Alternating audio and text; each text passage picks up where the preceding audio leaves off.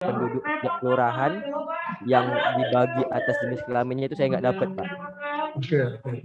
Jadi cuman ada total dari jenis kelamin dari Tanjung Pinang Barat tersebut, bukan masing-masing kelurahan. Jadi saya coba buat gini aja, mungkin penyusunan masih agak berantakan, Pak ya, izin Pak. Nggak apa-apa, nggak apa-apa, nggak apa-apa. Ini bagus, nanti kita tinggal sempurnakan bareng-bareng. Siap. Ya. Terus juga saya dapetin juga tingkat pendidikannya alhamdulillah ada juga di PPS itu. Jadi langsung dibagi-bagi dari tingkat TK, SD, SMP. Nah, SMA-nya ini lagi nyalin juga, Pak. Baru sebatas ini sih, Pak, peta saya, Pak. Tapi Oke, oke, mungkin insya Allah saya oke. siapkan lagi nih, Pak. Sempurnakan lagi. Nah, ini bagus. Ini baru demografi ya, geografi dan demografi ya. Iya, Pak, benar, Pak. Ya, kira-kira nih Pak, apa Siap, Pak. yang dalam benak Pak, ini Pak siapa nih? Yang Anggi, Pak. Izin, Pak. Pak Anggi ya, Pak Anggi. Iya, Pak. Kira-kira dari situ saja sudah tergambar ya, berapa kali atau data ini berguna untuk apa nih? Yang menurut Pak Anggi? Mungkin kalau dari letak geografis nih bisa kita ngukur, Pak, berapa kali kita dalam seminggu itu bisa melakukan penyuluhan. Karena kan ini baru dapat geografis sama Oh, demografis ya. ya, bagus. Terus? Karena di yang permasalahan hukumnya kita belum dapetin, jadi kita belum bisa nentuin temanya. Betul. Apa Dari data ini mungkin itu lagi? sih, Pak. Iya. Itu dulu, Pak. Nah, dari sini sudah kelas. Ya, kelihatan nih, berapa ini kan tiga kecamatan ya? 1 kecamatan, tiga kecamatan. Nanti kan rata-rata ada 9 sampai 13 desa atau kelurahan lah. Ya. Nah, ini nanti bagus kalau memang setiap kelurahan juga ada nih berapa jumlah penduduknya. Siap. Nah, Kelurahan, Pak, kalau ya belum nanti kan ada data apa namanya, data ini data apa namanya ini orari atau televisi apa yang bisa dipakai gitu kan. Nah, kemudian grup-grup apa yang ada di sana, yang ada itu ngomongin PKK-nya, entah itu kuliahnya apa saja gitu ya, dan sebagainya seperti itu. Nah, dari sini saja kita lihat di situ ya, jumlah penduduk itu 15.000, 15 ribuan. Di Kamboja ada 17 ribuan, Kampung Baru ada 10 ribuan, Bukit Cermin ada 8.000 sekian. Ini kan belum dipecah juga dan apa namanya, berapa pelajar, berapa itu kan belum pecah ya. Nanti belum dipecah, Pak. Mau dipecah ya kan, ketahuan nanti. Sehingga nanti di dalam rekomendasinya, nah satu rekomendasinya ini salah satunya ya, karena di ini ya kan, itu untuk desa ini biasanya setiap desa kan ada sekolahnya, kelurahan ada desanya minimal SD ya, SD SMP kalau SMP itu kecamatan di sana, kecamatan SMP. Walaupun juga swasta. Oke, berarti ini di apa namanya, kecamatan ini atau di bagusnya langsung masuk ke desa-desa itu. Desa itu berapa kali mengadakan penyuluhan hukum. Nah, gitu kan. Contoh misalnya gini, ini di Kecamatan Tanjung Pinang Barat misalnya. Ada 15.000 orang gitu kan. Berapa kali melakukan hukum? Nah, ini kan ketahuan di situ kalau satu kali 1 orang berapa kali di situ, kan gitu, ketahuan itu. Nah, kemudian pelajarnya berapa kali? Ya. Nah, kalau kira-kira ada ribuan kali, katakanlah gitu ya, ada 100 kali lah katakanlah, kan itu kan luar biasa ya. Kalau Pak Anggi misalnya, ya, Angga ya, Pak Anggi. Anggi, Pak, siap. Pak Anggi. Iya, Pak. Pak Anggi itu ditugaskan di situ, itu nggak usah keluar dari kecamatan itu saja, Pak Anggi sudah bisa 3 tahun itu naik pangkat. Iya kan? Itu saja di situ terus saja. Nah, Anggi bisa melihat di situ berapa kali harus melakukannya. Nah, Oh ini kok lama banget ya. Nah, bagaimana coba misalnya kerjakan apa namanya kreativitas dengan Zoom dengan para murid sekolah saya sekali waktu itu bisa aja kan. Atau kalau nggak pas masuk sekolah, masuk ke MGMP-nya. Kan ada itu. MGMP itu adalah musyawarah guru mata pelajaran. Nah, kita masuk ke MGMP PKN. Kewarganegaraan masuk.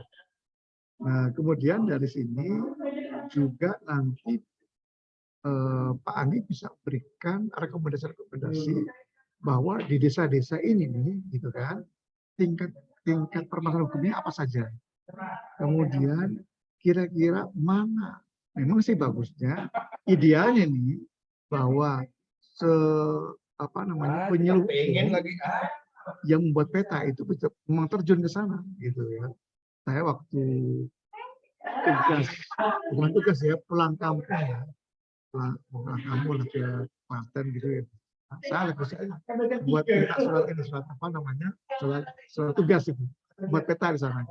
Saya langsung bertemu dengan kepala desanya di sana. Bukan kepala desa ke kecamatannya. Ke kecamatan satu ke desa yang ada. Saya komunikasi, kemudian membuat petanya gitu kan. Jadi harus tersebut satu peta. Yang menarik itu. Sehingga dari situ nanti bisa ada rekomendasi ini loh. Penyuluh hukum yang masuk ke daerah itu sebaiknya gitu.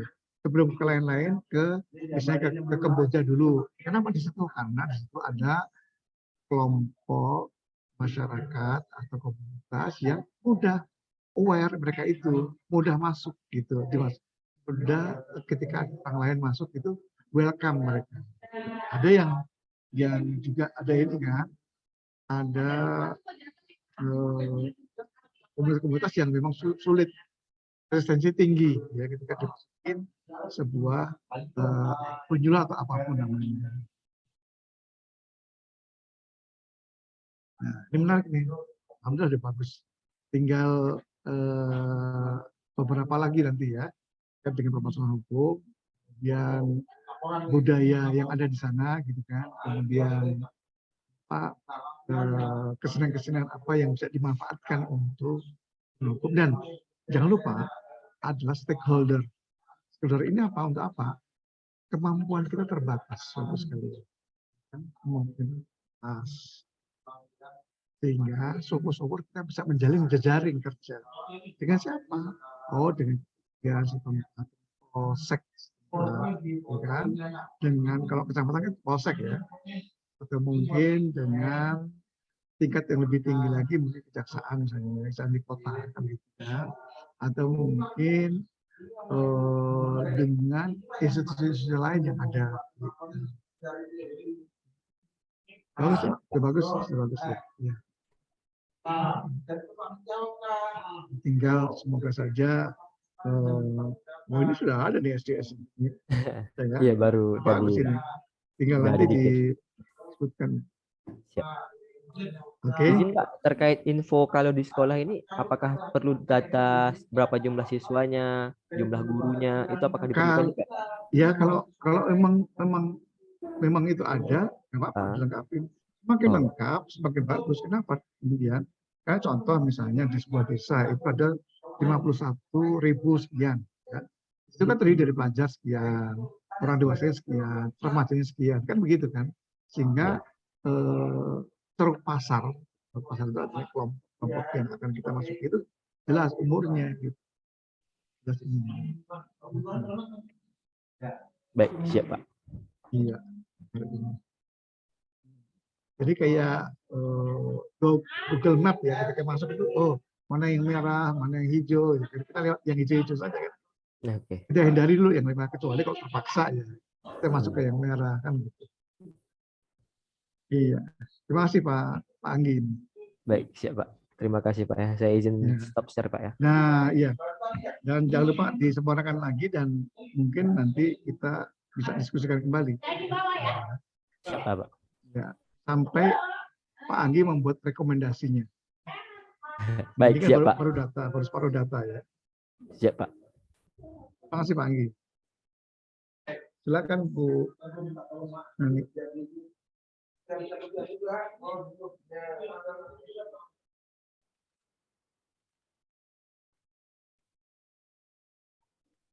Alhamdulillah, terima kasih Pak Anggi sudah memberikan memperlihatkan tugas tentang pembuatan peta penyuluhan hukum, dan mudah-mudahan bisa cepat tertuang Pak ya dalam bentuk narasi, dan alhamdulillah tadi sudah termasuk bagus tadi dari coach kita, tanggapan dari coach kita.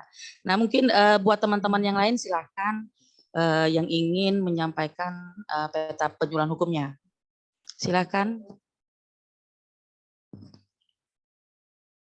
Mbak Nurul, siap? Siap, Bu. Iya, silakan. Izin share screen juga, Bu. Ya, silakan. Oh, sebentar.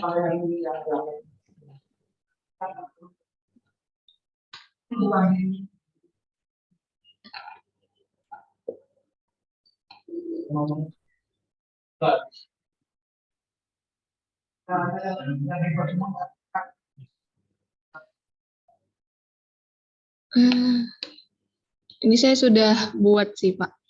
Oke, Tapi ini, itu bagus. tapi kalau ini kebetulan saya waktu itu kan pernah buat juga peta penyuluhan hukum. Nggak apa-apa. Perekapannya, jadi saya pakai yang format yang itu sebelumnya, terus Ya. saya masukin data-data yang terbaru, karena kalau yang ini datanya saya ambil di Kecamatan Tenayan Raya. Oke.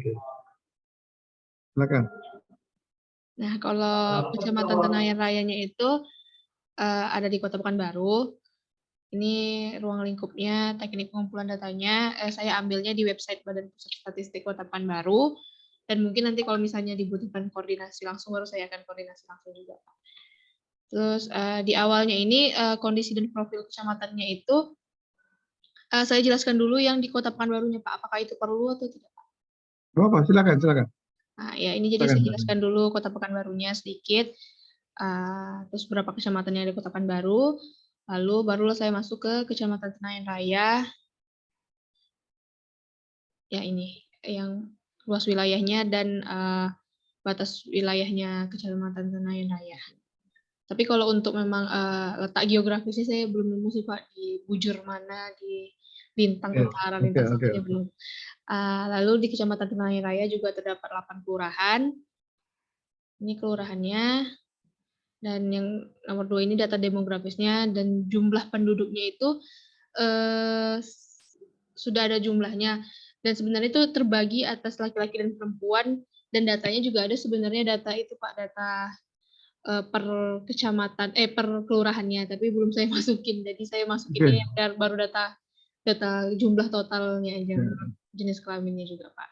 Nah kalau tingkat pendidikannya itu saya bingung juga Pak, kalau yang di data BPS itu adanya banyak sekolahnya, banyak institusi pendidikannya, misalnya di Kecamatan Tenayan Raya ini SD-nya ada berapa, SD negerinya berapa, SD swastanya berapa, cuman itu aja. Tapi untuk data masyarakat yang data pendidikan masyarakat Tenayan Rayanya itu yang tidak ada Pak. Makanya jadi tingkat pendidikan saya agak bingung itu mau diisi yang mana gitu Pak.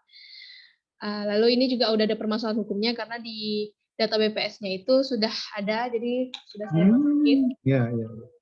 Nah ini kan enak sebetulnya. Ada data-data itu, kita pakai data itu saja nggak cukup. Alhamdulillahnya, jadi kita nggak perlu ke Polsek lagi ya Pak. Iya, betul. Karena di BPS sudah ada. Lalu, nah ini saya masih mengikuti format yang sebelumnya saya pernah buat juga, cuman ini saya juga kurang paham sebenarnya pemangku kepentingan ini nih seperti apa gitu Pak. Lalu yang media massa lokal, akademisi, dan kesenian lokal ini belum saya isi juga, karena sebacanya saya yang data BPS itu belum ada terlihat media massa lokal Pak. Adanya kalau nggak salah saya itu infrastruktur, bukan media massa, itu industri, adanya industri, lalu pertanian gitu-gitu Pak. Jadi kalau media massa belum ada sih Pak saya lihat. Dan keseniannya juga. Nah, lalu yang periode jangka waktu pengambilan ini saya juga bingung mau mengisinya apa. Apakah kita jelaskan berdasarkan tanggal sekian-sekian atau hanya tahunnya aja atau bagaimana? Iya. Bulan awal tahun saja nggak apa-apa. Oh, bulan tahun. Nah, ini yang pemecahan masalahnya ya ini sama seperti yang waktu saya buat merekap yang punya sebelumnya itu materianya ya paling saya sampaikan tadi seputar pencurian, narkoba, dan mungkin tambahannya lagi bantuan hukum. Cuman tadi juga saya udah lihat kalau misalnya saya ingin menambahkan materi lain itu gimana Pak? Apakah harus berdasarkan masalah yang dihadapi aja atau mungkin bisa kita tambahin materi di luar masalah yang ada gitu Pak? Selama materi itu mendukung penyelesaian masalah itu Oh, boleh. soalnya kan tadi kalau di data BPS itu saya lihat kan di bagian perekonomiannya bahwa udah banyak nih ada pertokoan, terus juga ada pasar gitu-gitu Pak. Jadi saya ingin menambahkan materi lain gitu Pak. Boleh. Bukan Selama itu mendukung dari pemecahan materi yang ada, pemecahan masalah yang ada, gitu ya. Karena diharapkan nanti penyuluh hukum itu bisa bersama dengan penyuluh lainnya. Ada penyuluh pajak misalnya, ada penyuluh pertanian misalnya kalau di saya. Kan mereka bukan hanya tani juga, ini kreativitas kita masing-masing. Nah misalnya kalau soal kan kayaknya tadi juga saya baca kan ada pertokoan, terus mungkin ada UMKM. Nah saya ingin juga nambahin materi tentang perseroan perorangan gitu Pak. Betul. Itu boleh nggak tuh Pak? Boleh, sangat boleh. Boleh berarti Pak. Nah ini yang diharapkan out of ini kita. Ada masalah ini ya, menarik itu. Hidup jadinya. Ya, Pak. Tinggal nanti dijelasin aja kenapa saya ada materi ini. Karena banyak UMKM yang perlu diberikan penyuluhan terkait dengan ya ide kreatif mereka terlindungi kan gitu misalnya. Iya, benar Pak. Itu lalu ya sudah Pak. Itu aja baru Pak. Dan ini analisisnya saya masih. Ya oke. Sudah hampir 50%. Izin Pak, apalagi yang sekiranya yang perlu saya tambahkan ya Pak? Ya. Mohon izin. Ya, silakan. Bu, Marni. Mohon izin. Ya. Silakan Pak. Jadi terkait dengan masa ya suaranya? Masuk. Ya, masuk. Terkait dengan sekarang ini kan baru pada tahap bagaimana sebenarnya kita mau melakukan peta penyuluhan hukum ya. Jadi yang saya pahami ini, mohon izin, yang saya pahami tentang peta penyuluhan hukum ini merupakan satu gambaran yang bersifat deskripsi, gambaran yang berupa deskripsi tapi menyeluruh, komprehensif. Ya, gambaran itu gambaran yang menyeluruh, gambaran yang bersifat menyeluruh, namun masih deskriptif, merupakan gambaran-gambaran dasar yang dijadikan sebagai acuan dalam penyusunan rencana program. Berdasarkan nanti baru kita bisa menentukan rencana ke depan, program apa yang akan kita lakukan dalam penyuluhan hukum.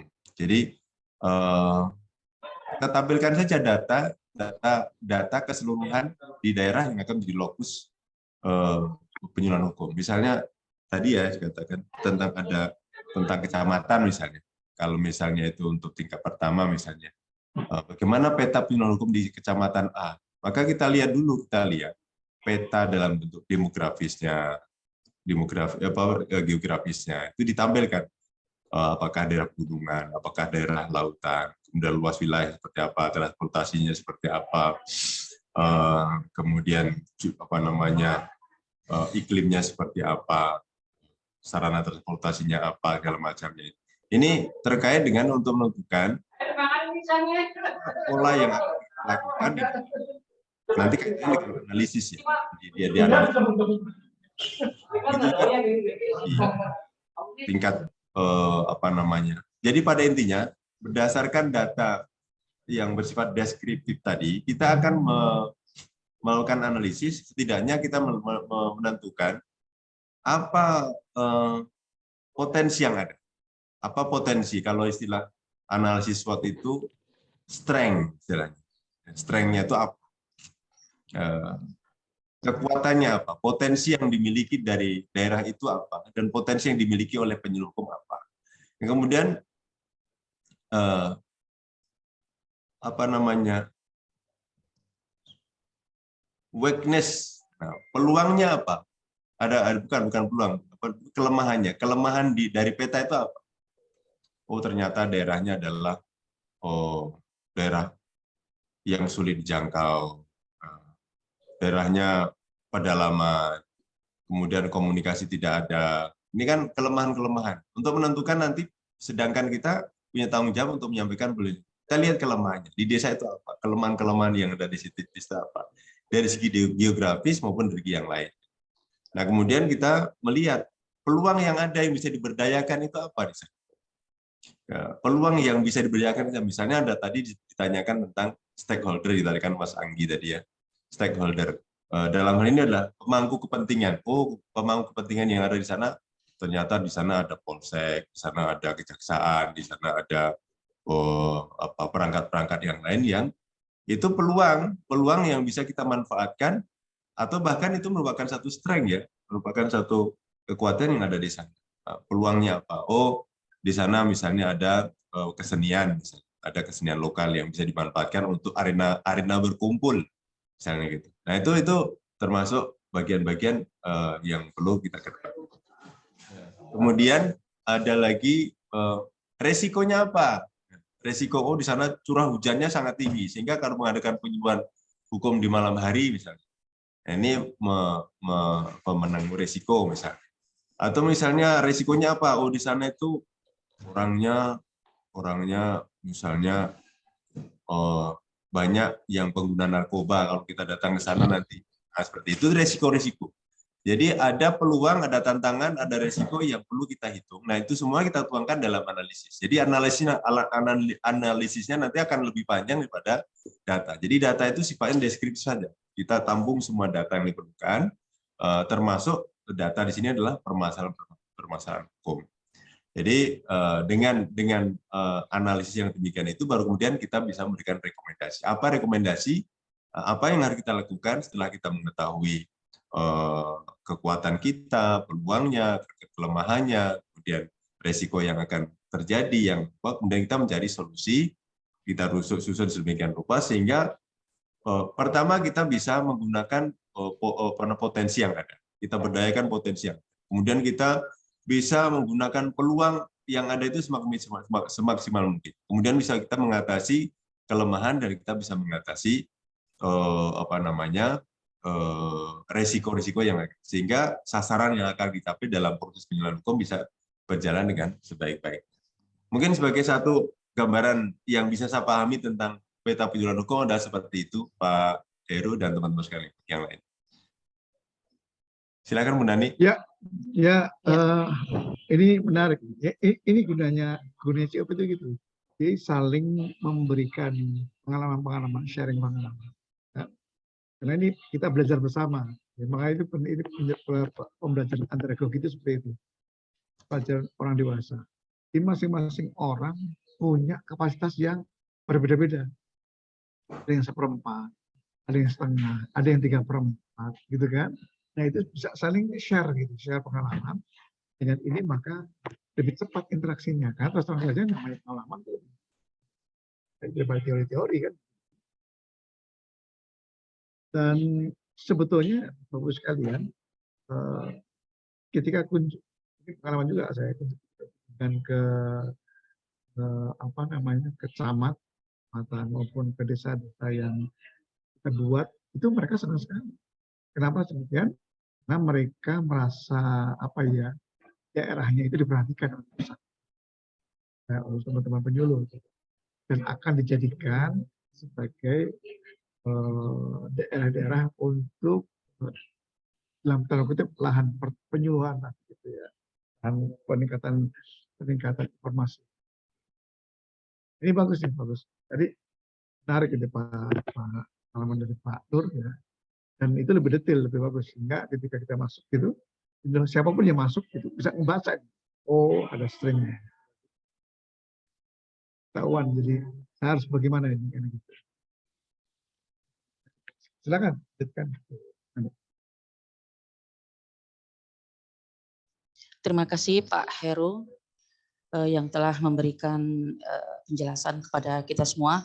Mudah-mudahan dari peta penyuluhan hukum yang telah ditampilkan oleh dua teman kita tadi, kita selanjutnya dapat membuat peta penyuluhan hukum yang lebih baik. Tentunya di sini kita bersama bisa lebih mempertajam analisa kita, dan juga mungkin ditambahkan lagi di dalam mencantumkan data, disebutkan sumbernya. Nah, tadi kan sebelum kita analisa nih sumbernya, misalnya kita ambil dari Google atau kita ambil dari BPS, disebutkan. Jadi inilah datanya benar. Nah, dari data yang ada, baru kita analisa, kita lebih pertajam lagi. Nah, baik, tadi sudah dua teman kita hapus dulu. Terima kasih ya. Semoga menjadi penyemangat kita semua pada hari ini. Jadi jangan loyo. Mari kita sama-sama, walaupun kita ada tugas yang lain, tapi kita tetap semangat untuk menjalani CUP ini, sehingga kita juga nanti artinya tidak sia-sia bisa mendapatkan sertifikat dan tentunya akan menambah angka kredit kita.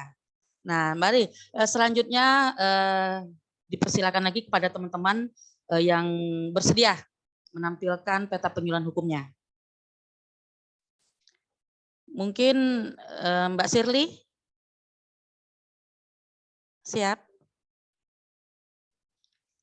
Enggak apa-apa apa yang ada. Nanti di sini ada coach kita, Pak Heru, kita bahas lagi.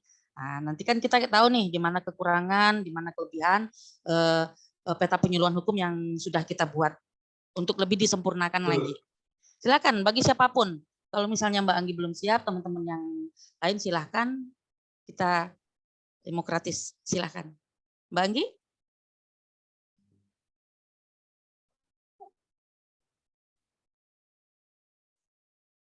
Atau Mas Robin? Oh, oke. Silakan Mbak Anggi.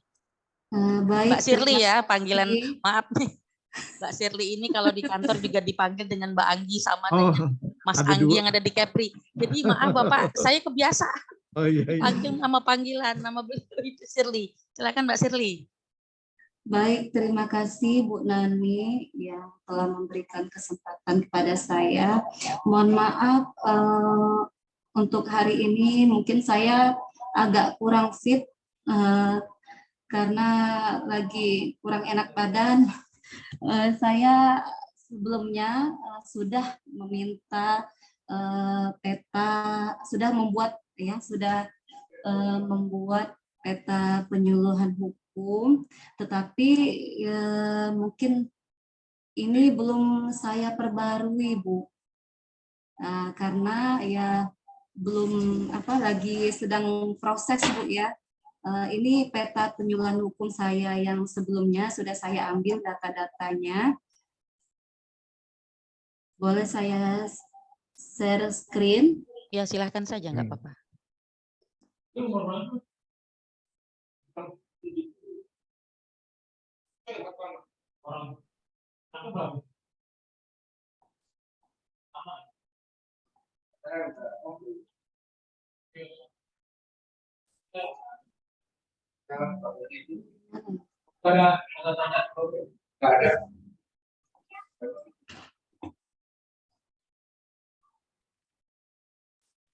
Ini yang telah saya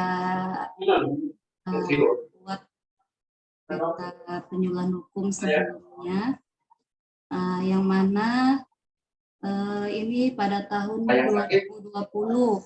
Nah, yang mana data geografisnya saya mengambil di Kecamatan Jambi Selatan, yang mana data geografisnya pada tahun 2020 jumlah penduduk pada Jambi Selatan, pada kota Jambi ini yaitu jumlah 620 620.703 3 jiwa tahun 2020 di Kecamatan Jambi Selatan, memiliki luas 11,41 km persegi.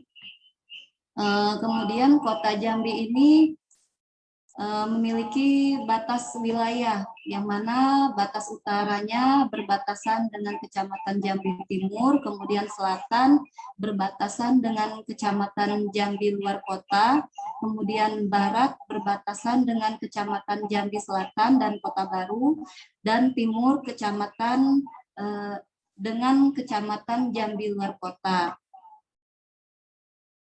Yang mana pada angka melek hurufnya berdasarkan data dari Kantor Badan Pusat Statistik Kota Jambi diperoleh data angka melek huruf Kota Jambi sejak tahun 2015 dilakukan penyempurnaan metodologi indeks pengembangan IPM, yang mana angka melek hurufnya sudah tidak relevan dalam mengukur pendidikan secara utuh karena tidak dapat menggambarkan kualitas pendidikan. Selain itu, karena AMH di sebagian besar daerah sudah tinggi karena tidak dapat membedakan tingkat pendidikan antar daerah. Kemudian presentasi pertambahan angkatan kerja dan jenis pekerjaan berada di desa atau kelurahan terhadap penduduk seluruhnya. Kriteria makin tinggi nilai angkatan kerja yang ada di desa atau kelurahan berarti makin banyak angkatan kerjanya.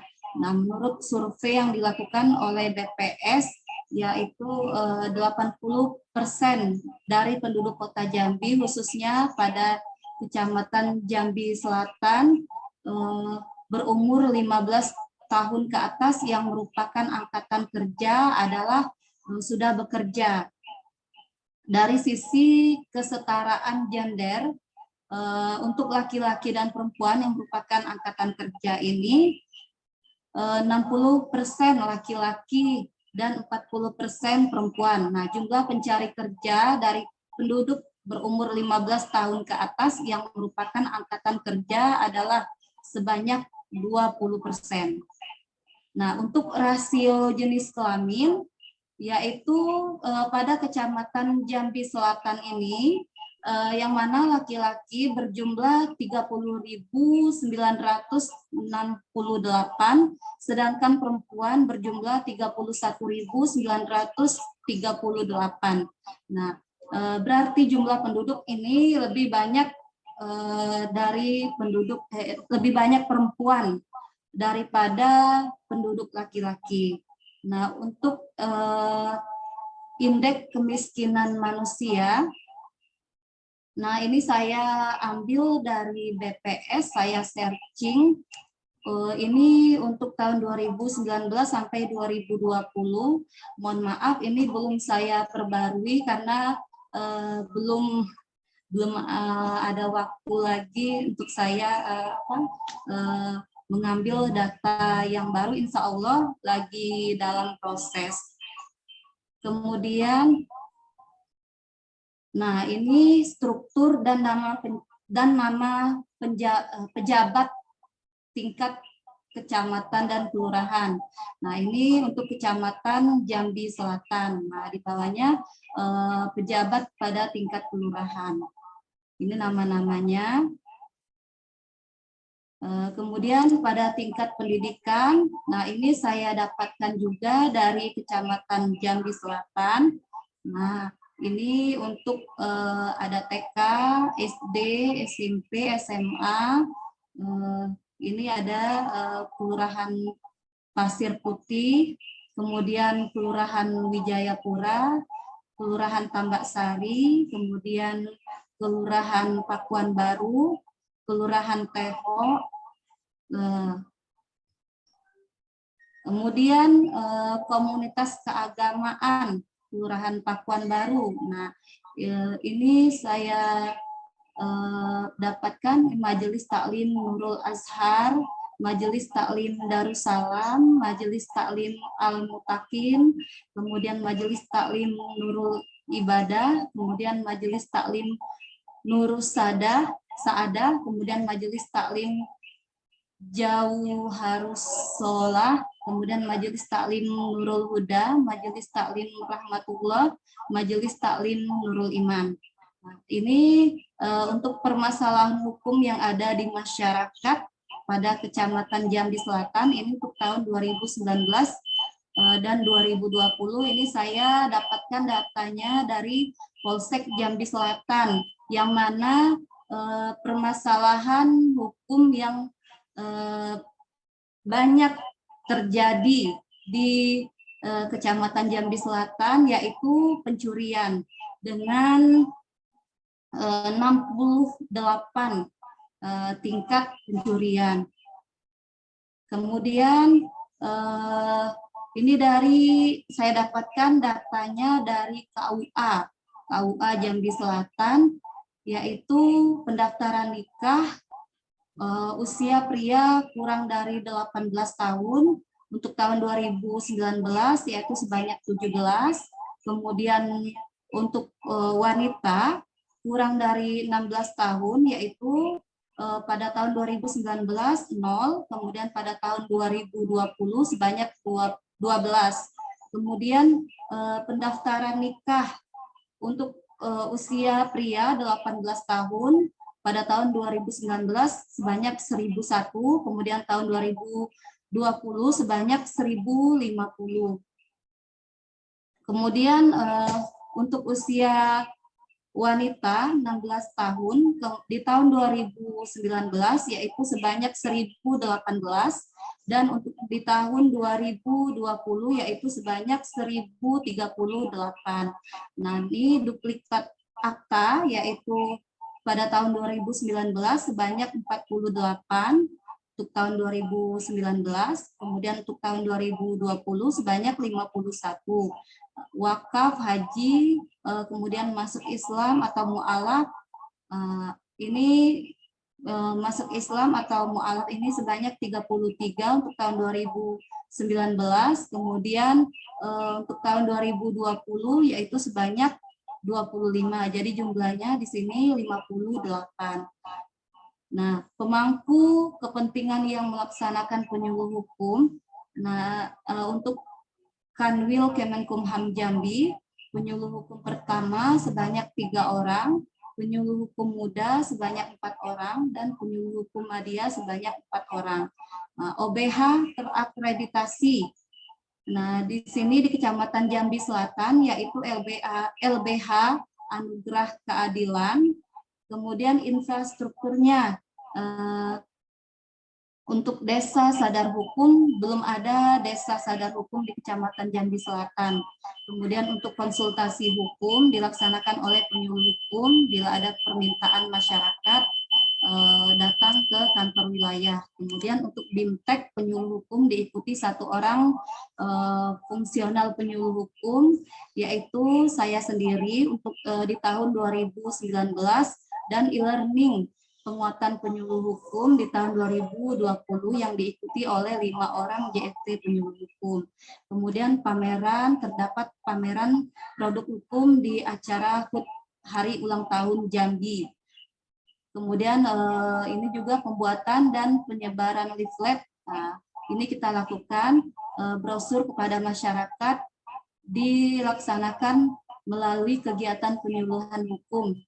Dan untuk bagi warga binaan pemasyarakatan pada saat monitoring dan evaluasi pelaksanaan bantuan hukum di rutan atau lapas.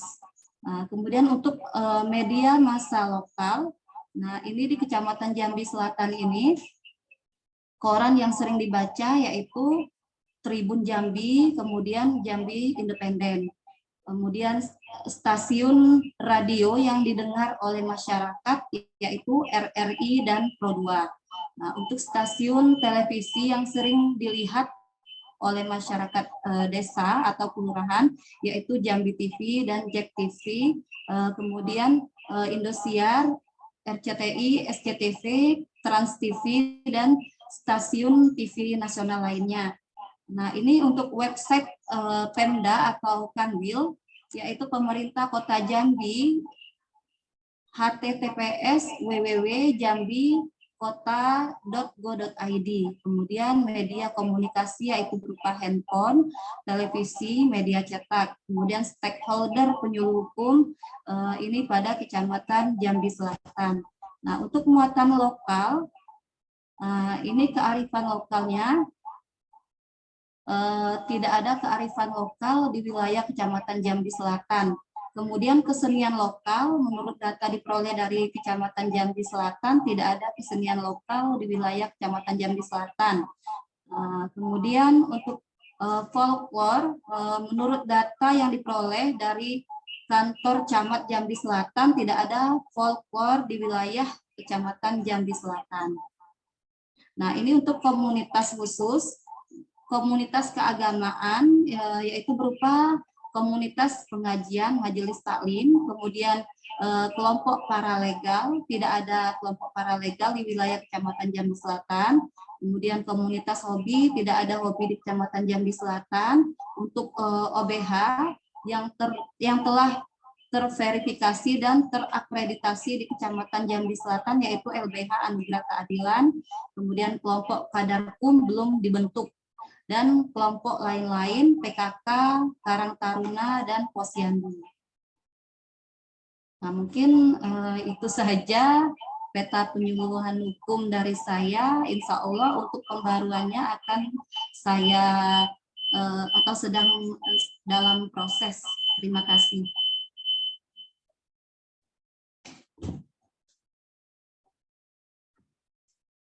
Anggra ini sebelumnya kita minta kepada Pak Heru, Pak, silahkan. Ya, iya.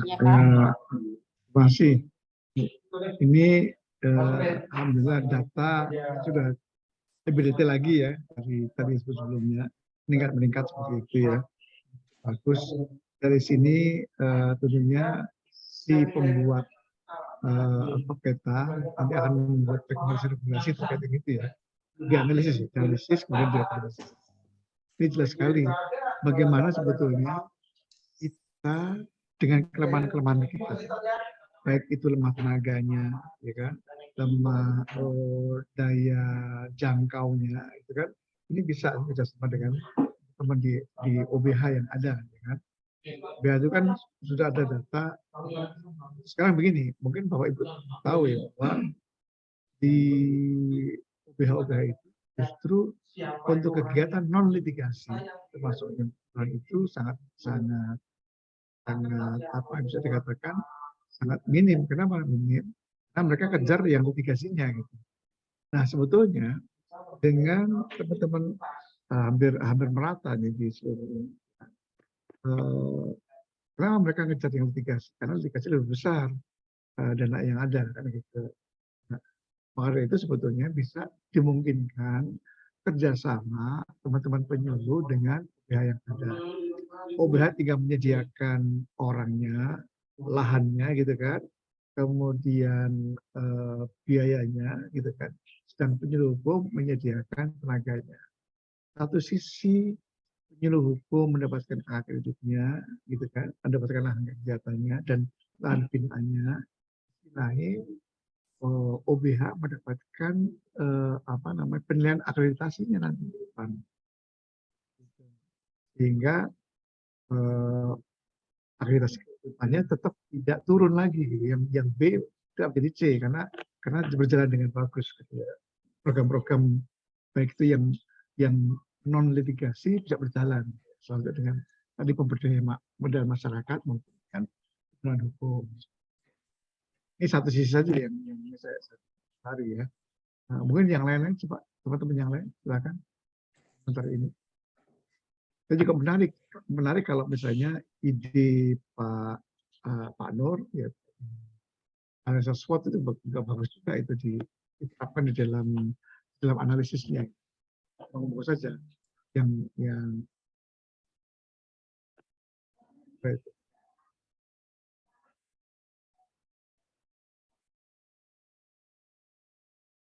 Kan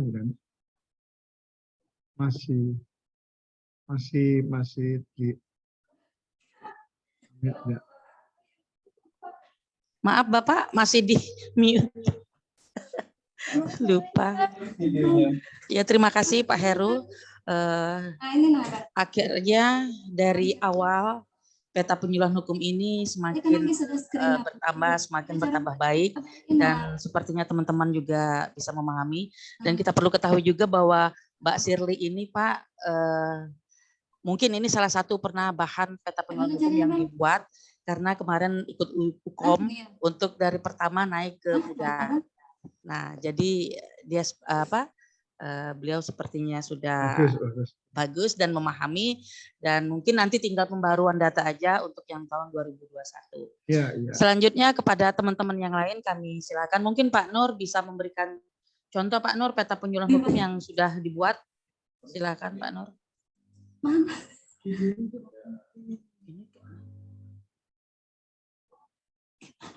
Baik, saya kira untuk saya masih, karena kapasitas saya kan di Madya ya, sehingga kalaupun membuat peta ini skalanya adalah skala provinsi. Nah, ini yang sedang saya persiapkan, dan sejauh ini baru saya buat kalau boleh saya screen ya. Oh, tuh nggak ada sini saya. Saya belum tampilkan, bentar Pak, sebentar ya, saya ulang. Saya mungkin cenderung menanggapi dari apa yang disampaikan Bu Shirley. Saya kira dari apa yang disampaikan Bu Shirley tadi adalah representasi sebuah peta penyuluhan hukum yang perlu dibagikan ke kita gitu.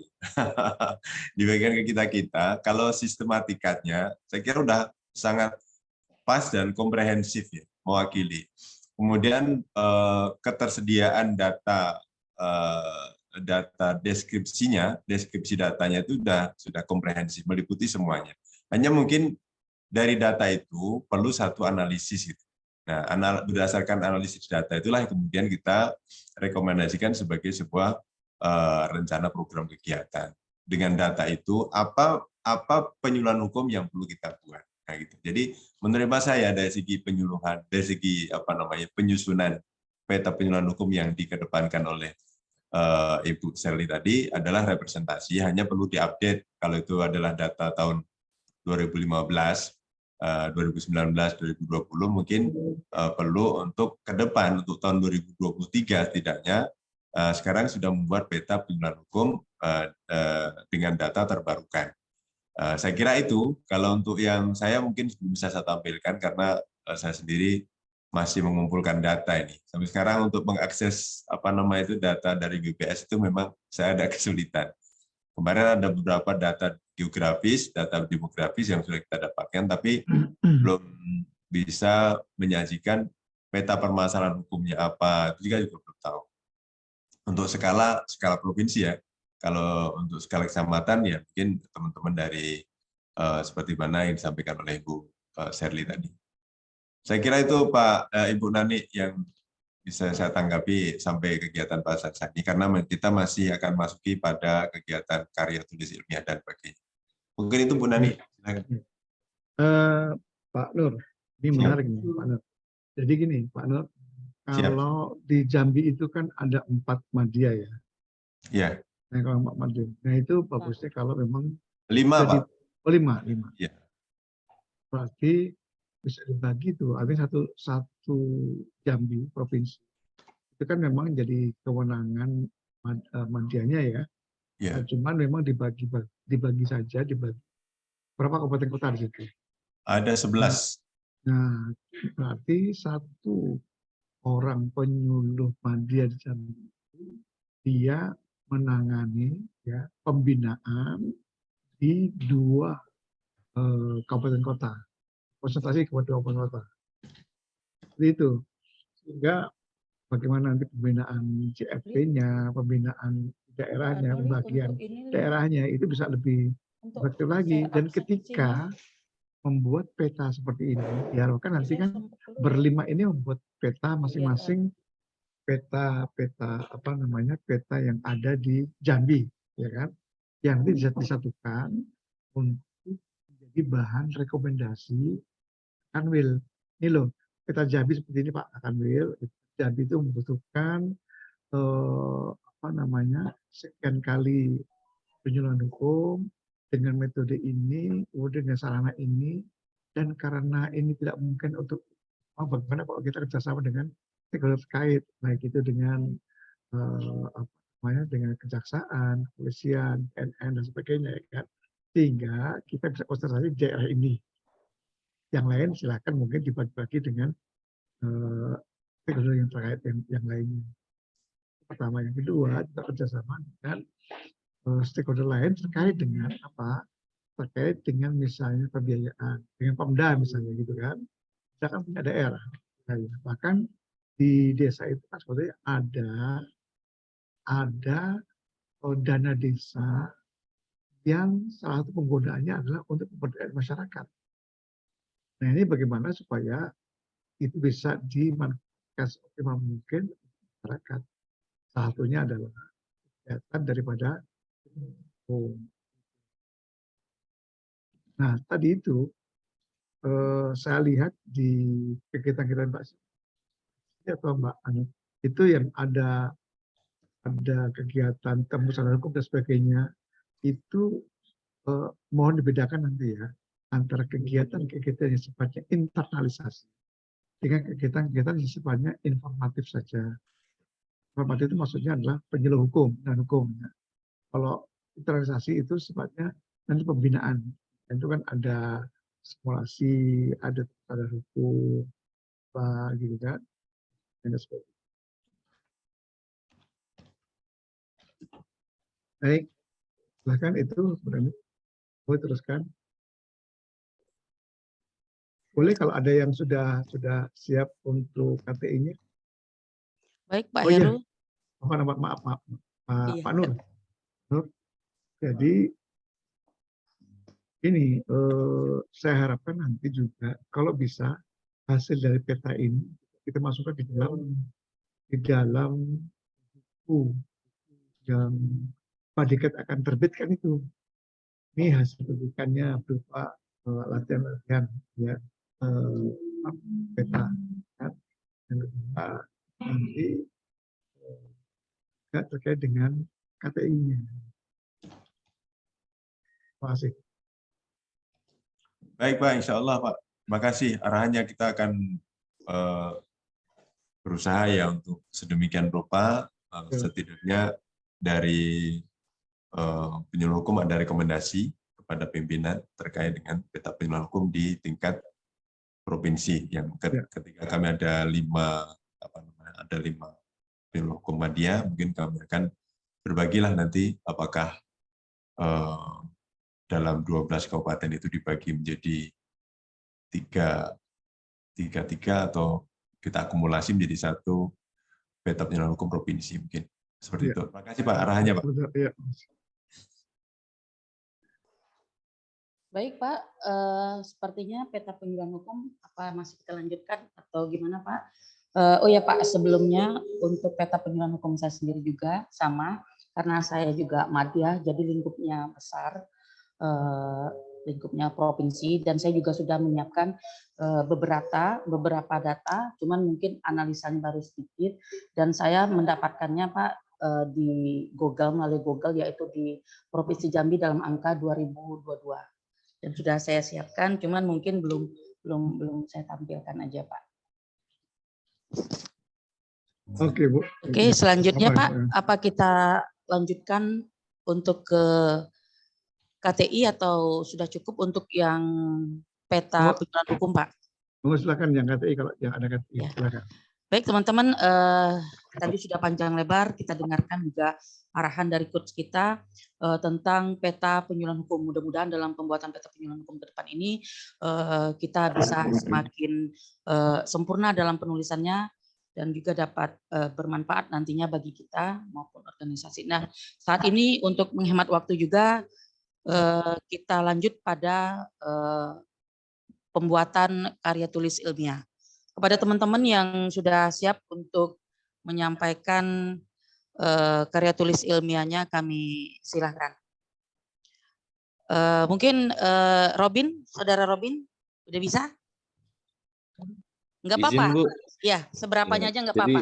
jadi memang kemarin masih fokus untuk ini Bu, Nah, peta penyuluhan hukum itu juga memang belum selesai karena masih banyak juga tugas-tugas yang saya kerjakan. Mohon maaf sebelumnya Bu.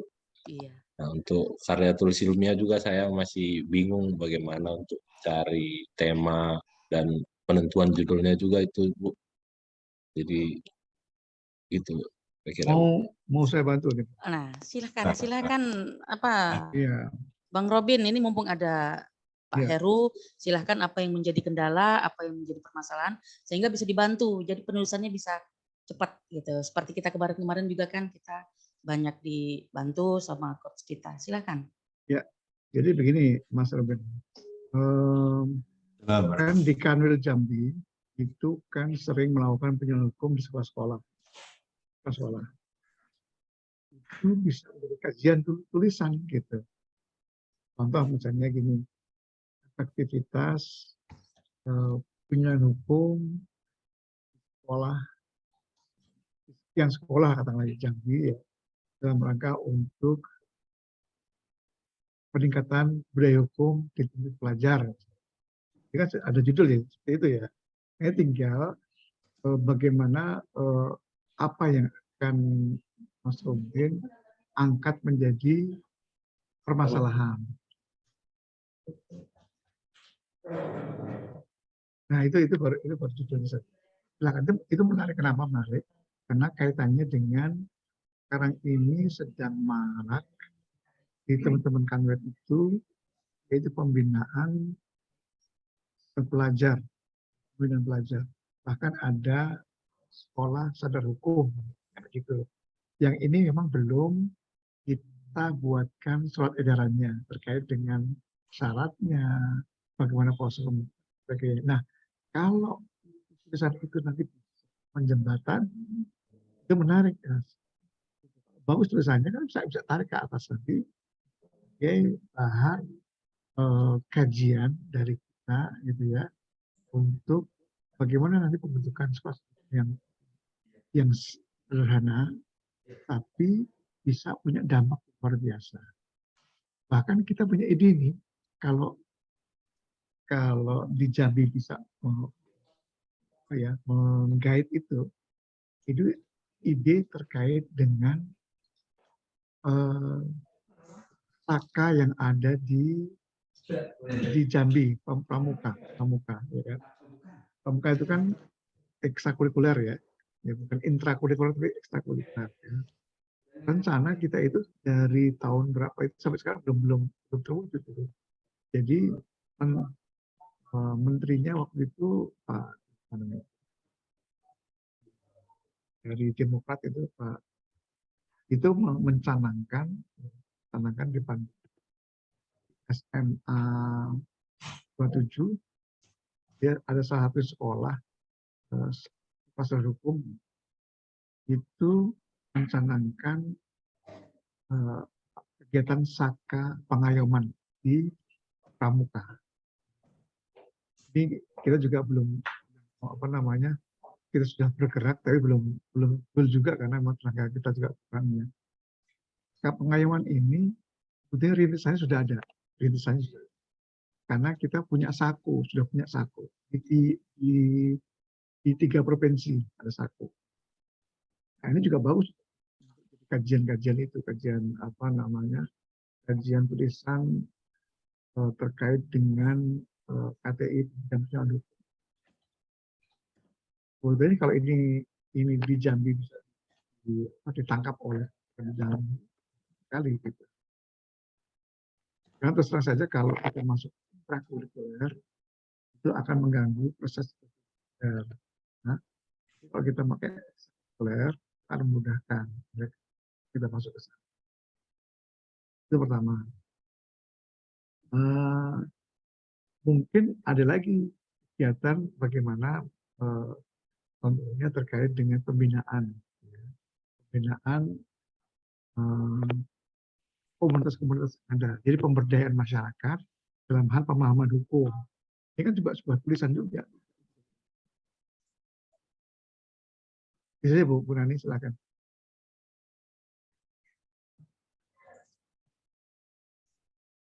Ya, gimana Bang Robin?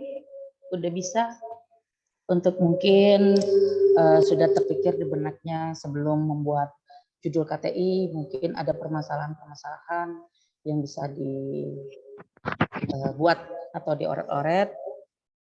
Udah bisa nggak kira-kira disampaikan terkait satu atau dua permasalahan yang akan diangkat sehingga bisa dibuat suatu judul karya tulis. Ya Bu, jadi mohon izin sebelumnya Bapak, karena saya juga kan masih CPNS penyuluh ya Pak, dan saat ini diperintah oleh Kepala Divisi untuk membantu di bidang HAM juga Pak. Jadi memang saya sama sekali belum pernah turun untuk melakukan penyuluhan. Mungkin teman saya, teman sejawat Pak Anggi Setiawan, CPNS dari Kepri, memang saya sudah sering tanyalah, beliau juga sudah sering melakukan penyuluhan terjun langsung, melakukan butir-butir kegiatan dari penyuluh pertama begitu Pak. Jadi saya sendiri juga sama sekali belum ada Pak begitu. Jadi teman-teman memang sudah ada, saya memang belum, tapi itulah memang kendalanya kalau saya untuk membuat kajian karya tulis ilmiah ini Pak, dari yang Bapak sampaikan tadi, kajian tulisan dari pelaksanaan penyuluhan hukum misalnya ke sekolah-sekolah begitu Pak. Dan mungkin ke depannya ya saya akan usahakan, saya akan cari mungkin materi lain yang berkaitan dengan penyuluhan hukum begitu Pak. Terima kasih Pak. Oke, terima kasih. Silakan, ada yang lain? Izin Ya, monggo. Silakan, Pak Ali. terima kasih Bang. Kesempatan ini mohon maaf tadi saya terlambat lagi. Tadi ada satu ini. Terima kasih Pak atas arahannya tadi yang berawal dari peta. Terus terang saya belum pernah bikin peta nih Pak Heru.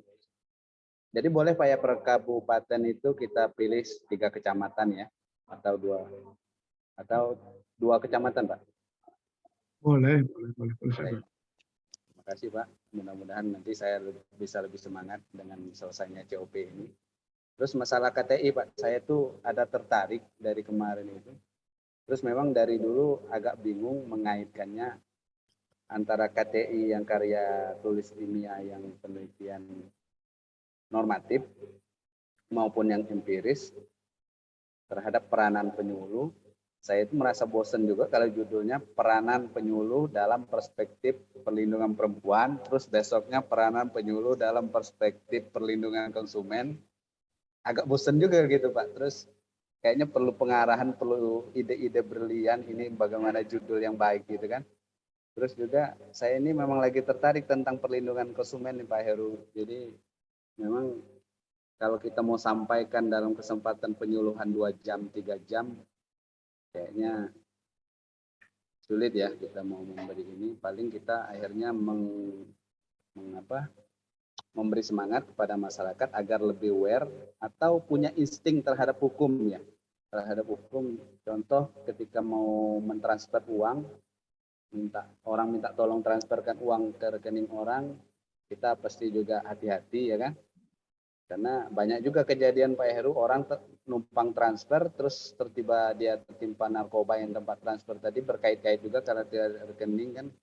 Itu kan di situ kan kita pancing masyarakat untuk mempunyai insting hukum ya. Kalau kita mau sampaikan kesempatan 3 jam itu sulit ya. Jadi itulah tadi KTI, saya mau arahan dari Pak Heru ini bagaimana ini pemilihan judul, mungkin dari situ akhirnya nggak melangkah. Bingung bikin itu terus. Izin Pak Heru, terima kasih. Iya. Mas, buat KTI itu cuma modalnya nekat. Nekat apa? Nekat itu begini maksudnya. Pokoknya yang ada di benak itu tulis dulu aja, tulis dulu. Apa yang jadi benak itu. Nah nanti dari situ intinya adalah adanya masalah. Ketika ada masalah, pasti nanti akan ada yang diteliti, kan gitu. Jadi sebuah penelitian itu tidak mungkin dibuat tanpa ada masalah. Jangan masalah itu sendiri adalah adanya perbedaan antara idealita dan realita. Ada ketimpangan antara idealita dan realita.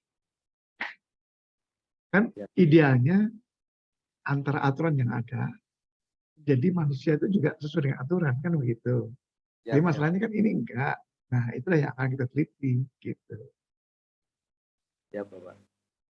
Contoh tadi mengenai UMKM misalnya. Sebetulnya berapa sih berapa UMKM yang ada dan berapa sebetulnya pemangku kepentingan yang telah memberikan informasi kepada mereka. Dan ini sebetulnya kerjasama dengan Pemda, itu bagus ini. Ini bisa jadi lahan apa ya namanya, lahan kegiatan. Terus terang saja yang punya apa namanya minat, itu kan dia Pemda. Pemda itu kan bagaimana dia pembangunan masyarakat kan. Benar, Pak. Nah, kalau kita bisa dekat dengan mereka dan bisa diberikan amanah oleh mereka kan gitu. Oh itu Bapak aja deh yang nanganin mengenai UMKM nih. Kan? Baik dengan apa namanya pendirian badan hukum pribadi atau apa ya kemarin itu ya, galak-galak dikencarkan dan sebagainya. Itu juga nanti akan ada apa ya bahan-bahan tulisan gitu kalian. Ya intinya cari masalah dulu. Terima kasih Bapak. Masalah gitu kan. Kalau ada masalah ketemu, nah baru nanti akan diuraikan baik mengenai latar belakangnya, baik itu tujuannya itu mudah. Kalau masalah judul sebetulnya judul itu terakhir aja. Kenapa? Judul itu bisa berubah-ubah. Siap, siap. Nah, gitu. Itu. Terima kasih Pak Heru. Terus Ya, berkaitan dengan tadi menarik, memang kita ada pelajarin yang anggaran dana desa itu. Kita sudah juga pelajari regulasi, ternyata bisa memang untuk mereka mengadakan kegiatan seperti penyuluhan maupun BIMTEK. Malah mereka banyak yang minta itu bagaimana di 10 atau didatangkan tenaga perancang agar mengajari mereka bentuk perdes. Nah, betul. kita tanggapannya ini. Tapi saya itu terkendala selama ini mengimplementasikan itu Pak Heru, bagaimana kita bekerja sama dengan Pemda. Karena kan kita perlu support dari struktur ini Betul, mau masuk Heru. Mereka kan minta MOU itu. Mereka minta MOU sebagai payung hukum utama ya kan. Nanti baru kita bisa menjabarkannya ke desa-desa lewat PMD ya, Bisnis Pemberdayaan Masyarakat Desa. Terima kasih Pak, begitu Pak. Iya. Nah, begini, sebelum MOU itu kan harus ada dasar-dasarnya. Jadi begini, kalau menurut saya para penyuluh ini yang sebagai infiltrator, infiltrasi. Jadi melobi dulu. Ini loh Pak ada masalah ini. Desa begini. Jadi gini, banyak dana desa itu yang tidak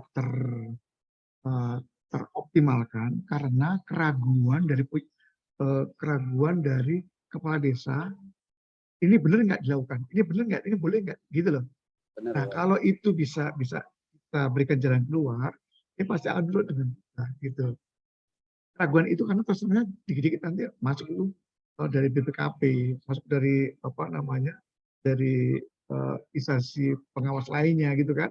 Benar, Pak. Nah kalau dibimbing dengan penyuluh itu akan lebih bagus lagi.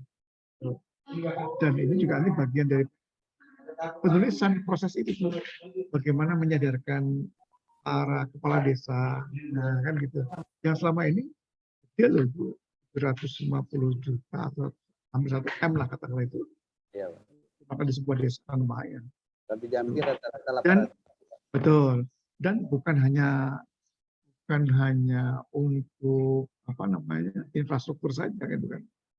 Juga untuk pembangunan sifatnya manusianya gitu. Nah, sebelum tadi itu ketika Bapak Ibu menemukan di daerah seperti itu, kan bisa diangkat sebagai urgensi daripada MOU itu nanti. Ya. Nah, itu juga bisa apa namanya sebelum MOU ada bersama juga dengan biro hukum atau kabak hukumnya kalau di kabupaten kota, biro hukumnya di provinsi. Ini kan nanti bagus kalau ditarik ke provinsi sehingga menjadi MOU antara Pemprov Jambi dengan Kanwil Jambi nantinya gitu. Nah ini peran daripada penyuluh Komandia Jambi lah nanti yang menggolkan itu. Tapi data-datanya dari penyuluh hukum pertama dan muda. Wah, keren banget itu. Jadi, nah tadi itu peta ini bisa dimasukkan dari masalah-masalah kayak itu tadi, masalah-masalah terkait dengan dana desa yang belum optimal dan sebagainya. Yang nanti rekomendasinya salah satunya adalah tadi perlunya ada MOU antara Kanwil Jambi dengan Pemda Jambi. Siap.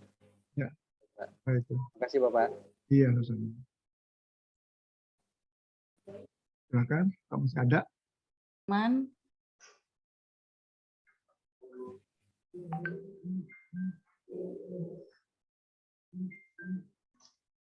Oke, kalau tidak ada, kebetulan saya juga mau rapat nih jam 11. Ya, iya Pak Nur. Pak Nur, punten nih, kalau bisa juga, ini kan yang jadwal itu kan sudah saya share ke Bapak Ibu sekalian. Ya. Kalau Bapak Ibu mau merubah, monggo silakan, nggak ada masalah. Ya, sepakat saja kapan waktunya dan sebagainya, itu berbahaya. Atau memadatkan, misalnya 1 hari, jadi supaya tidak banyak kegiatan ini. 1 hari bisa 4 jam misalnya, 4 jam pelajaran mesti gitu ya. Berarti kan sekitar 3 jam ya, 3 jam. Boleh-boleh saja, monggo. Tadi tinggal dilaporkan ke Padiklat, ya. Apakah diperbolehkan? Ya, meningkatkan kegiatan kita dan Bapak Ibu juga bisa melakukan kegiatan sebagai bantu si Bapak Ibu sekalian. Oh silakan Pak Nur, kreasikan saja dan dikomunikasikan kepada adik. Yang jelas jangan sampai JP kita turun. Jadi JP itu terkait dengan nanti dengan sertifikat Bapak Ibu sekalian kan gitu kan. Oh sekian JP. Silakan. Ya. Saya kira itu. Silakan Bu. Nanti kalau mau di.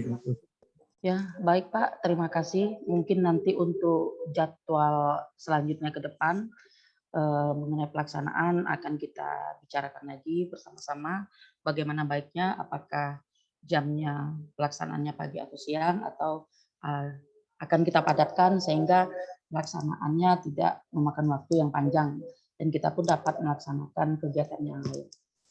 Baik Bapak Ibu, sepertinya kegiatan kita dari pagi hari tadi sudah cukup panjang. Kita sudah membahas mengenai pembuatan peta penyuluhan hukum, begitu juga dengan karya tulis ilmiah. Mudah-mudahan apa yang kita terima pada hari ini dapat bermanfaat ya, tentunya dalam penyempurnaan tugas kita dalam membuat peta penyuluhan hukum. Ingat Bapak Ibu, kita jangan sampai terlena, jadi buatlah semaksimal mungkin, sebaik mungkin tugas yang sudah diberikan oleh Pak Heru selaku coach kita, dan ini pun akan menambah tentunya pengetahuan dan pengalaman kita. Baik, terima kasih kami ucapkan sekali lagi kepada Pak Heru yang telah memberikan materi, arahan maupun petunjuk pembelajaran pada hari ini, dan saya juga pribadi mengucapkan terima kasih kepada kehadiran teman-teman sekalian. Baik, segala kekurangan mohon maaf. Saya akhiri. Wassalamualaikum warahmatullahi wabarakatuh. Waalaikumsalam. Baik, Bu Nani, terima kasih dalam pada hari ini memoderasi selaku moderator sehingga diskusi kita tentang peta, bagaimana penyusunan peta penyuluhan hukum dan bagaimana penyusunan KTI dapat berjalan dengan sebaik-baiknya. Dan saya kira ini belum final ya, karena endingnya nanti adalah betul-betul setiap kita menyajikan peta penyuluhan hukum.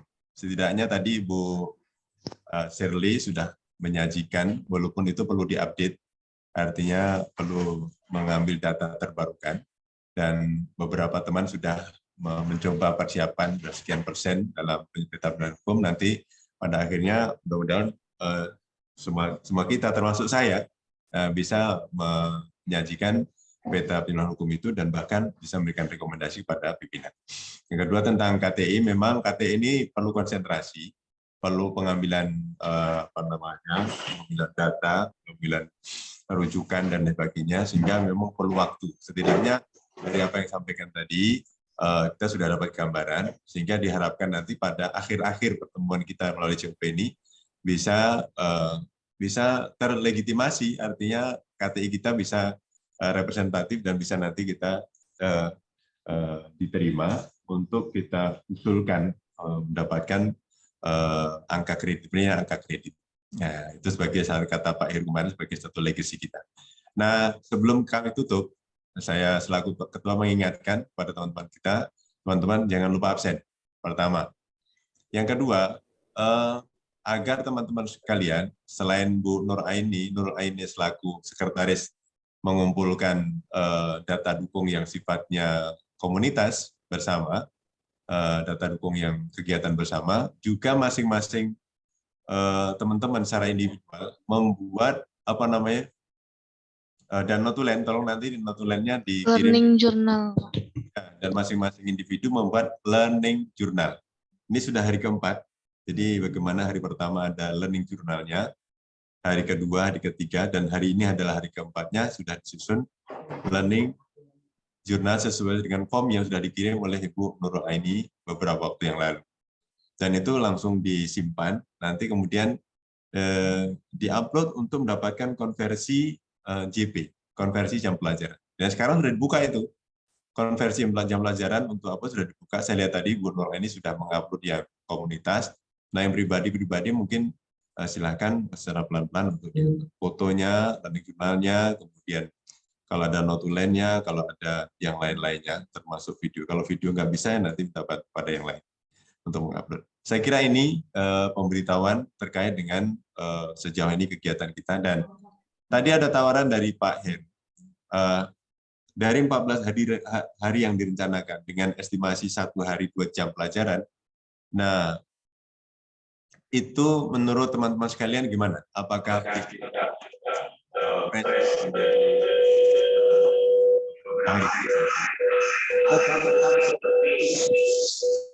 atau tetap seperti yang dijadwalkan oleh Pak Heru, sehingga dalam 1 hari kita menggunakan alokasi waktu yang hanya 2 jam mata pelajaran. Saya minta usulan. Izin Pak Nur. Bu Zurmisnya. Baik. Assalamualaikum warahmatullahi wabarakatuh. Salam. Selamat pagi Pak Heru. Pak Heru tadi telat agak ada ngelayat orang tua meninggal. Ya, Ibu, apa Bu? Ya. Jadi gini Pak, seperti pengalaman kita COP tahun 2020 kemarin, jam pelajaran itu tidak menutup kemungkinan pas di hari di luar jam kerja. Kalau dulu dengan Pak Heru pernah Pak ya, malam waktu itu Pak ya, malam, dan juga hari Sabtu pernah juga. Ya tergantung kesepakatan lagi Pak, karena anggota COP kita ini kan orangnya tidak terlalu banyak. Jadi untuk untuk mengeset waktunya lebih gampang. Jadi mungkin kita serahkan dulu ke Pak Heru, gimana kira-kira kalau pas jam kerja aja dijadikan 4 jam, atau kalau Pak Herunya mungkin keberatan di luar jam kerja atau hari Sabtu boleh Pak. Nah, itu kita balikan lagi ke teman-teman Pak Heru. Terima kasih Pak. Saya kira kalau saya nggak ada masalah kalau misalnya mau di 4 JP kan sekaligus 1 hari. Kalau memang itu diperkenankan oleh Pak Diklat, silakan, nggak apa-apa. Fleksibel salah, selama tidak ada penugasan ya, fleksibel saja. Yang lain. Berapa? Balik ke Pak. Ya, baik. Ini Bu Zurmi Isniati mengusulkan sekira memang bisa dipres waktunya, tapi ada di luar jam dinas gitu. Ini usulan dari Bu Zurmi Isniati, sebagaimana tahun-tahun yang lalu katanya kayak gitu. Nah, dari teman-teman gimana? Ada kesiapan untuk itu atau mungkin ada pemikiran yang lain, silakan. Atau tetap seperti inilah, kemudian mungkin kita konsekuen aja, maksudnya konsekuensinya sesuai dengan jadwal yang telah ditetapkan. Jam 9 sudah kita mulai, 10.30 selesai gitu. Atau mungkin lebih dikit kan gitu. Mungkin itu, atau mungkin ada yang lain. Silakan, yang lain.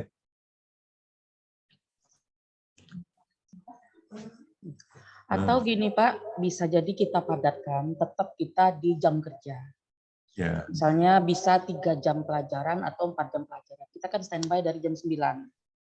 9, 10, 11, 12 kan pas jam istirahat. Jadi kalau menurut saya, alangkah bagusnya kita padatkan aja di jam kerja. Yang lain? Silakan, usul. Pak Ali, Pak Sulaiman, Ibu Nur Aini, Mas Anggi, Bu Serli, mana?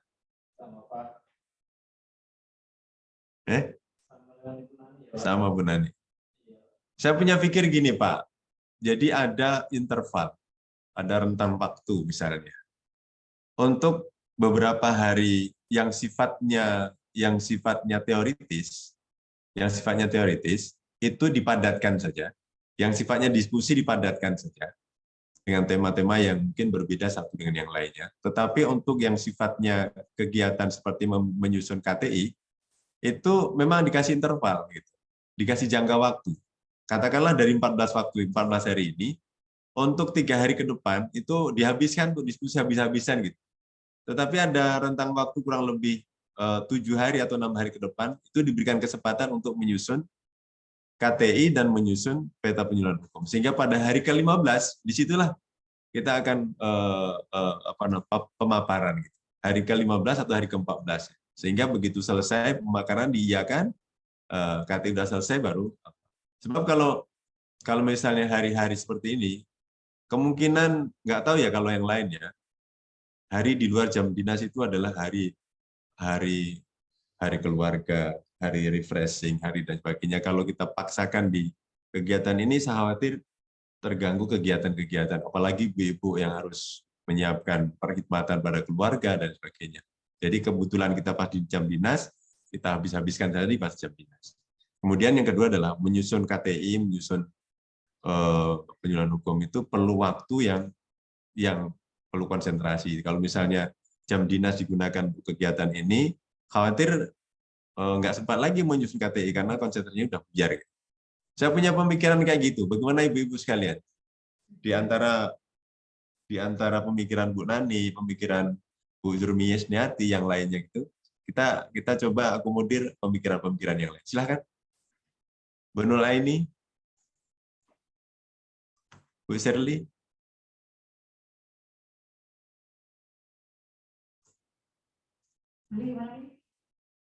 Pak Robin.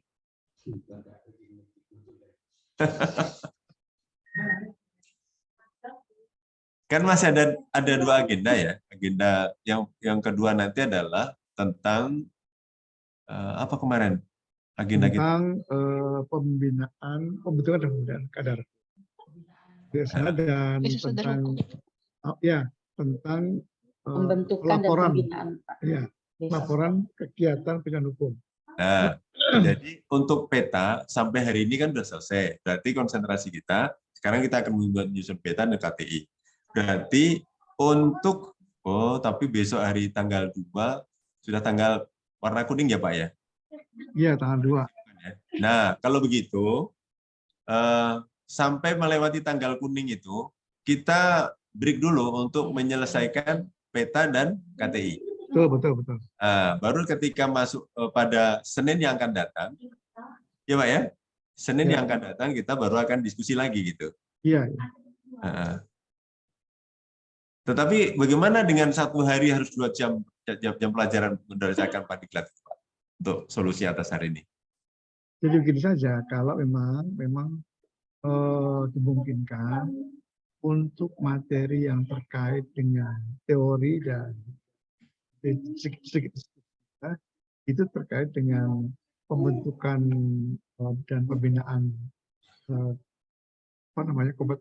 kelompok masyarakat atau kadarkum, itu sekaligus kita jadikan 1 hari dengan bagaimana laporan kegiatan penyuluhan hukum. Itu 1 hari saja, itu kan teori saja ya. Teori dan itu ya sedikit nanti diskusi berdasarkan pengalaman Bapak Ibu sekalian di lapangan.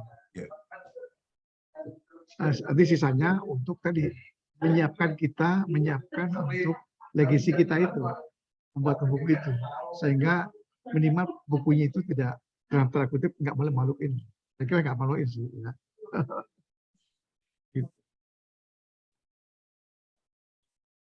Gitu ya. Ya.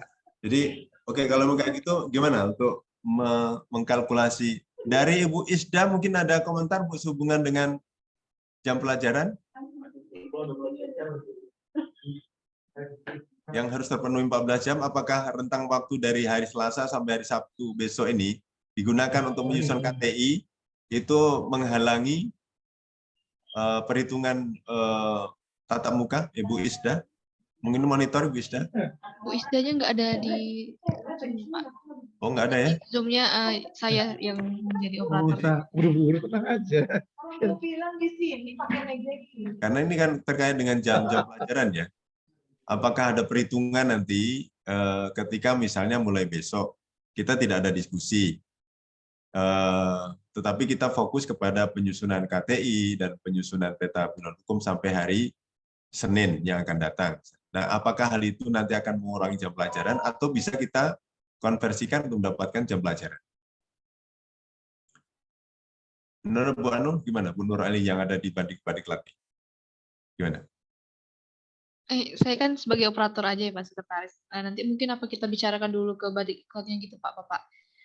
Hubungi langsung gitu Pak. Soalnya takutnya kan kalau kita buat rencana kita, takutnya malah tidak sesuai dengan aturan yang udah Badiklat buat gitu. Jadi percuma aja kalau misalnya nanti kita padatkan jadi 4 JP, berapa JP, tahu-taunya kan yang dihitung cuman seharinya itu cuman 2 JP aja gitu. Mungkin dibicarain dulu ke orang Badiklatnya dulu Pak, baru Gitu kita ya. susun. Yang bicara ini Bu Nur ini atau gimana? Sebaiknya Bapak aja gitu ya Pak.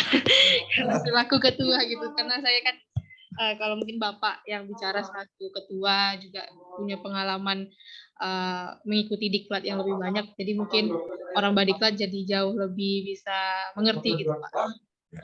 Jadi pesannya lebih masuk kalau Bapak yang nyampein gitu. Ya, baik. Kalau memang seperti itu, untuk sementara Pak Heru mohon izin, saya kira besok,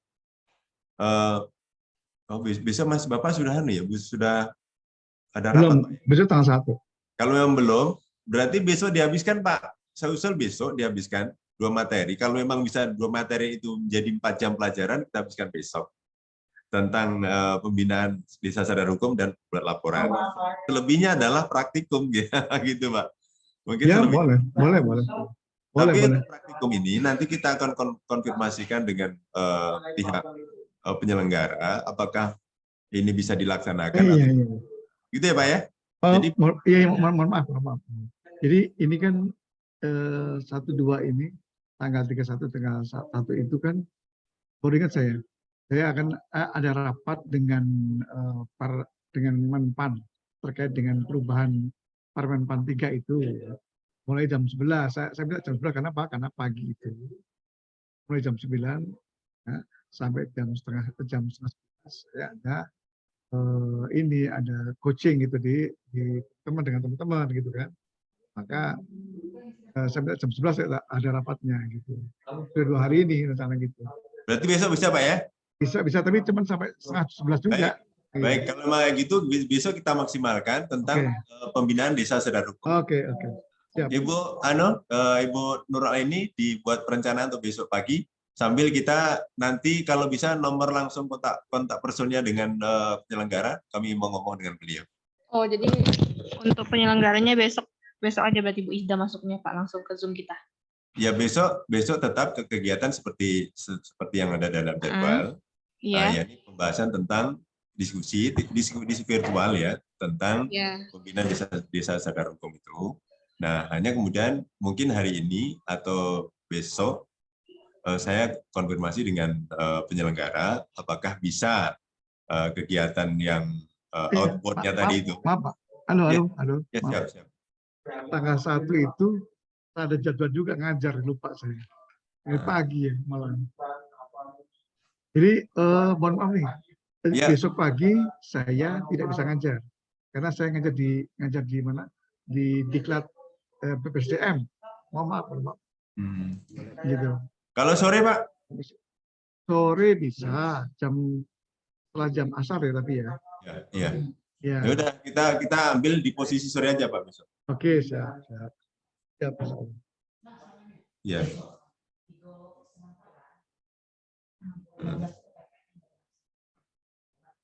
Kalau misalnya di sore hari semua kita bisa terkejar menyusun KTI. Untuk pagi hari untuk menyusun KTI segala macamnya di sore harinya dimaksimalkan. Baik Pak, untuk sementara kita jalan seperti jadwal. Hanya untuk besok dialihkan ke sore hari Pak ya. Sore, iya, iya. Harus asar ya. Yang lain nanti saya coba konfirmasi ke penyelenggara. Iya, iya. Baik, moderator untuk besok pagi siapa ini? Moderator untuk besok pagi.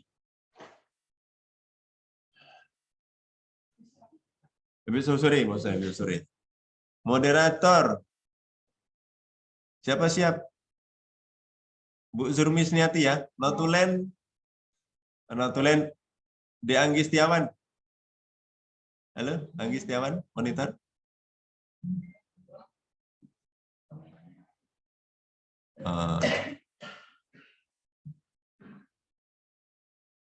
Anggi Setiawan.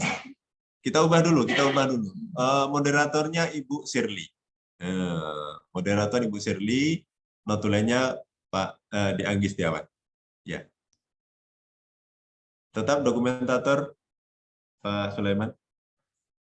Baik, saya kira cukup Bapak Ibu sekalian.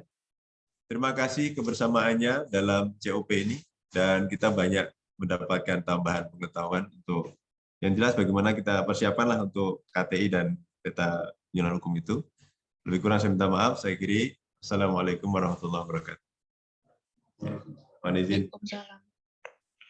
Pak, izin untuk kegiatannya saya buat jam 4 aja ya Pak. Berarti Pak, setelah asar. Jam 3, Bu. Jam 15.15 seperti kemarin. Ya. Oke, siap Pak. Terima kasih Pak. Ya, Bu.